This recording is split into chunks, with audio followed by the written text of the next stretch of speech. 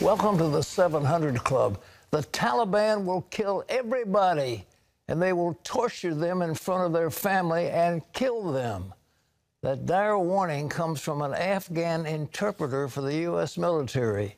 The terrorist Taliban is steamrolling across Afghanistan and capturing key cities. Muslims converts to Christianity are especially in their crosshairs. So what is Washington doing to hold the Taliban at bay and get Americans out? Dale Hurd has that report. Another key city fell to the Taliban Sunday as American-trained government forces continue to collapse and surrender. Now the U.S. Embassy is urging all Americans to leave the country immediately. Taliban fighters seized the strategic capital of northern Afghanistan's Kunduz province Sunday, the fourth provincial capital to fall to the Taliban in less than a week. The swift advances come as U.S. and NATO troops complete their pullout after nearly 2 decades in the country. Thousands of Afghan civilians have died in the fighting. This woman says, "My husband was martyred, and then we left our village. My niece's husband was also martyred."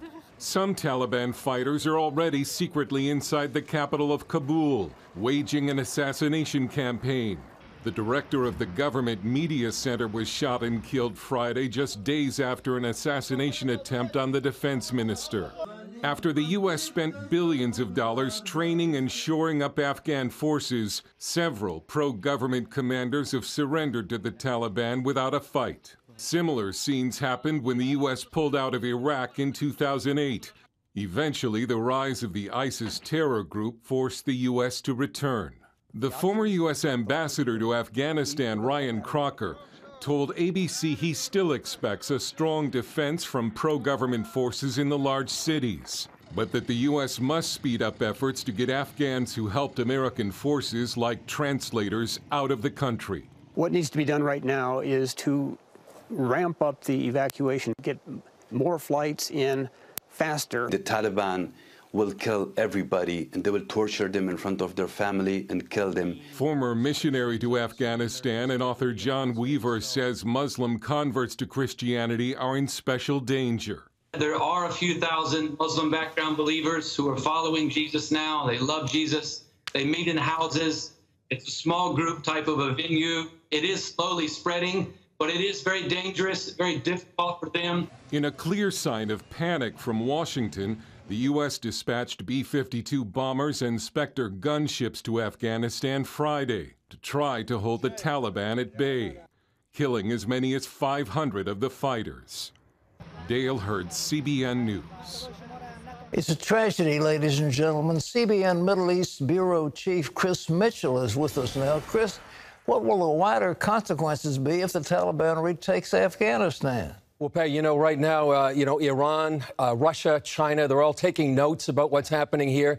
Their pullout, the U.S. pullout projects weakness right now, and weakness is a very ominous thing in the Middle East when strength really matters. I think right now you're also going to see, perhaps, tragically, that Afghanistan is going to be a safe haven for groups like al-Qaeda and ISIS. If the Taliban continues its assault throughout this time. So I think the wider consequences are dire for U.S. allies that are looking at what's happening. We reached out earlier today to former Israeli ambassador to the U.S., Michael Oren, and he compared this to maybe the pullout of Vietnam when Saigon fell. And so it projects weakness, and it's very distressing for U.S. allies in the region, and especially Israel. Chris, what goes on? Is that will become a haven like ISIS, and they will then begin?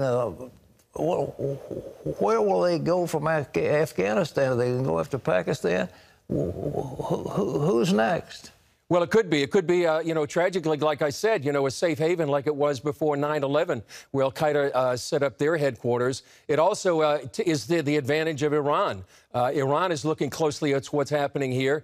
The U.S. military used Afghanistan as sort of eyes on the ground there. They could fly drones pretty safely into Iran to keep eyes on Iran. So if they continue this onslaught and continue to capture some of these cities, these larger cities in Afghanistan, and then eventually, God forbid, Kabul, then it really makes a huge difference and another safe haven for these terror groups and emboldens these terror groups as well, Pat. Well, heaven help the poor women. It's against the law to train women.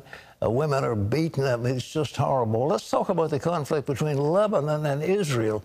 Lebanon is on the brink of collapse. Why are Hezbollah and other radicals provoking Israel by firing missiles? Well, as you know, this is probably the first time since 2006 Hezbollah fired at least about 19 missiles into northern Israel. You remember, Pat, we were up there in the Second Lebanon War in 2006, so it has been 15 years since this kind of an onslaught. I think there's a couple of things going on. First of all, I think Iran's new president, Raisi, is testing the new government right now, and Hezbollah is flexing its muscles. And also the danger right now inside Lebanon, and we've talked about this, is that right now Lebanon is really on the verge of a failed state, could implode economically, socially, and who's poised to take over? It could be Hezbollah, which is the most organized, the most powerful group in Lebanon right now. So we hope and pray that nothing happens, that Hezbollah would take over this state. Oh, Chris, I always ask you to project things that are maybe outside your consciousness, but what do you think Israel will do? I mean, are they going to think about a preemptive strike to contain that situation? Well, both that and the Iranian nuclear program. Benny Gantz, your friend, we interviewed him back in the 2006 Second Lebanon War. He says right now that Israel is about 10 weeks away from enriched uranium to weapons grade.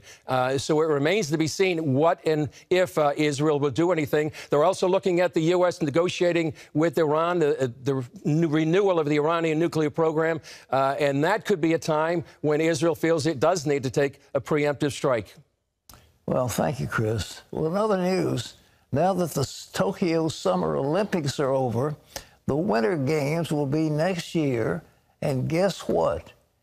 China is the host. The same country accused of multiple crimes against humanity, including genocide.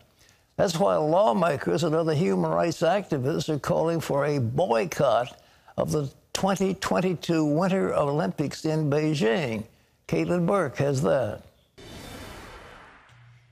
Pat, before hosting the 2008 Summer Olympic Games, China pledged to improve its human rights record. Once those games ended, however, the Communist Party reversed course, intensifying repression of ethnic and religious minorities.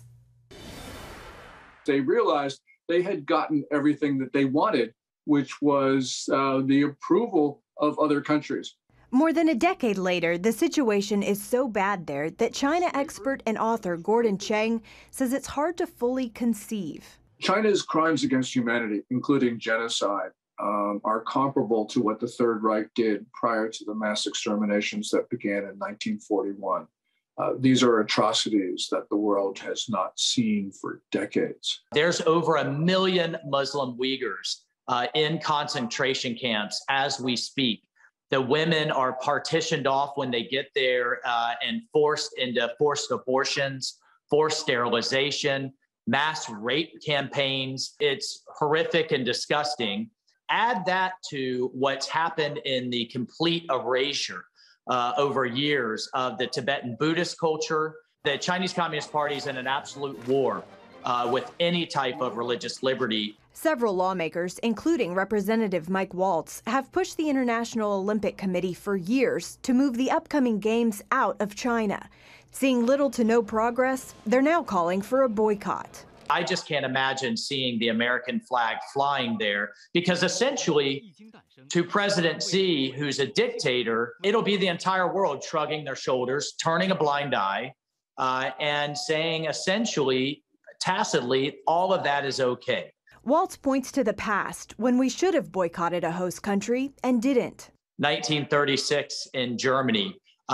People forget that Russia invaded Crimea just months after the 2014 Sochi Games. We've seen time after time that dictatorships are emboldened when the world turns a blind eye. At a recent event dubbed the Genocide Games Rally, speakers representing China's persecuted people groups criticized rewarding the communist regime for its atrocities. During my stay in the concentration camp, I was beaten, injured, and tortured by unbelievable methods. Here, I would call all the governments and athletes and our organization to boycott 2022 Beijing Winter Olympics. Chang says it's also important for athletes to truly understand what they risk by competing in China. From surveillance. This is a state that is determined to learn everything about anyone who is on Chinese soil. To actually having their DNA collected. China has a relentlessly determined effort to take the DNA of foreigners. This is ominous. We know that the Chinese military is working on new pathogens. They call it a new type of biological warfare of, quote, specific ethnic genetic attacks. In other words, pathogens that will leave the Chinese immune but sicken everybody else. As of now, the White House isn't supporting a boycott or responding to safety concerns regarding our athletes. European nations are planning a diplomatic boycott, meaning their leaders would not attend, but companies and athletes would still participate. Pat?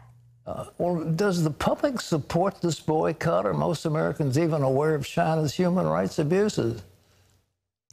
Axios actually released a poll over the weekend, and it shows that nearly half of Americans say China should not be allowed to host the Winter Games because of its human rights abuses. Now, older Americans drive that opposition, and there's really not a partisan divide here on this topic. Well, China is now seeing a surge of COVID infections. The games will be held in the dead of winter. Isn't that a huge concern? Short answer, yes. China is really struggling with the Delta variant, and just last week, Beijing health authorities canceled all large-scale exhibitions and events for the remainder of August. So we're seeing mainland China also reinstitute many of its zero-tolerance restrictions, shutting down entire cities, canceling flights, and instituting mandatory testing in some areas.